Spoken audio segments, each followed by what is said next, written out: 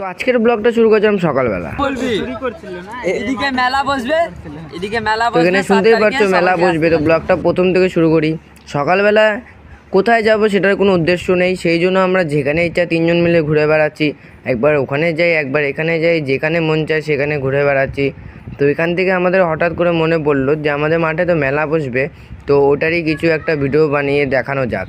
তো সেই জন্য আমাদের মাঠে চলে এসেছিলাম। তো এইটা হচ্ছিলো লোকেশন মুক্তমঞ্চ মাঠ। প্রধাননগর থেকে মুক্তমঞ্চ মাঠ বলবে, যাকে তাকে সেই দেখিয়ে দিবে। তো এই মেলাটা আগামী 7 তারিখে বসবে। তো এখানে সবাই আসো, দেখো খুবই ভালো মেলা বসছে এখানে। তো এখানে এই নিয়ে আমাদের কথা হচ্ছিলো। তো মেলাটা খুবই অত বড় ছিল না, অত ছোট ছিল না, তার জন্য আমার বন্ধু বলছিল এখানে মেলা বসবে। তুই না বলবি, এদিকে মেলা বসবে, এদিকে মেলা বসবে 7 তারিখে, সবাইকে আসতে লাগবে।